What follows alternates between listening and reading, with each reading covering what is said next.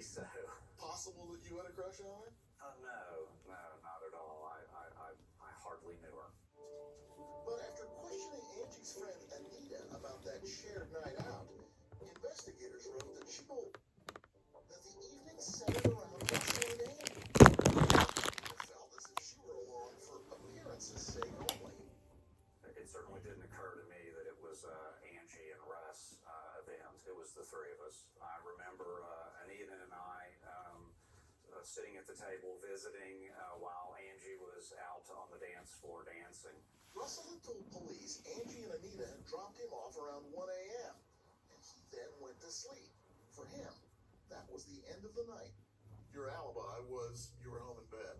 Yeah, and there was no way to prove it, unfortunately. The police theory was that you, after you were dropped off, walked back to Angie's house, knocked on the door. She let you in because she knew you. You already had a thing for her. Something went wrong. You attacked her. You had sex with her. You raped her. And then since she knew you and she could identify you, you stabbed her to death. That's what they thought. And so, in the days after the murder, police started picking up Russell after work and bringing him down to the station for questioning. It seemed like 2 or 3 times a month for 6 months. As they got towards the 5 to 6 month time period, there was a significant shift in the tone and tenor of the interrogations. More accusatory. Outright accusatory. I recall in detail the detective leaning back in his chair with an envelope of photographs of the crime scene. They were absolutely horrific. He would hold them up in front of me, and his questions were, Russell, this looks familiar, doesn't it? You remember this, don't you? Because you did this. We think you did this. No, it wasn't we think. It is you did this. You had sex with her, you killed her.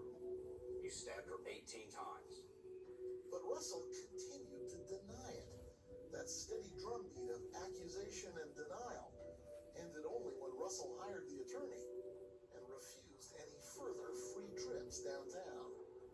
And the murder of Angie Samota then went cold for years. Then, in 2004, 20 years after the crime, Angie's friend Sheila, by then living in Nashville, decided to act on something she'd thought about for a while. I actually had felt Angie around me for a while, and then I was doing homework for the Bible study class, and all of a sudden I look up, and as you're sitting there, there was Angie. And then I thought, it's time. And I called the police. And said, I wanted to know about the Angela Samota case, who was working on it, if they were working on it, and if they weren't, would they reopen it? And at that point told me nobody in 20 years had called, not one single phone call. That prompted Sheila to take a big step.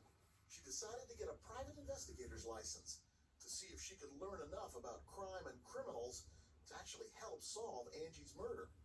At the very least, she wanted Dallas police to take her seriously. She earned her license in 2006 and called the police again. I said, I'm a private investigator. You need to send me all the information on Angela Samota's case. And I need to talk to the detective, and I need you to tell me, what has been done, what hasn't been done, where's the information, where's the evidence, all of that. Wasn't well received at all. But they met with you to talk about the case. No. They gave you the evidence. No. Their updates. No. Doesn't sound to me like it helped to be a private eye. It did not. So after finding going to welcome me into the investigation, I started making phone calls to him, and the first 50 phone calls went to the lead detective who had been moved to traffic. Got nowhere with him, and finally one day, 6 months into it, I talked to a receptionist who said he's in retirement. He's not even in traffic. Wait a minute. You left 50 messages in 1 month? Yes, I'm a little obsessive. Sheila's persistence paid off. She eventually was put in touch with the investigator looking at cold cases. A woman who dusted off the old Angie Simona files, took a look inside, and found some promising evidence.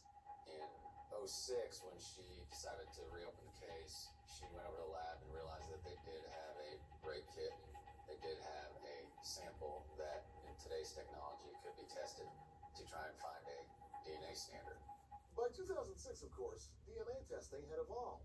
Some of Angie's other friends also approached police about reopening the investigation, but it was Sheila who eventually made more than 700 phone calls over the years, trying to move Angie's case forward. She even offered to pay for the DNA testing herself. And I said, okay, I'll send you a check. I'll overnight it. Who do I make it out to? She said, we can't do that. Can't do that. You're not allowed. That's something police departments pay for, not PIs. Right. Finally, in 2008,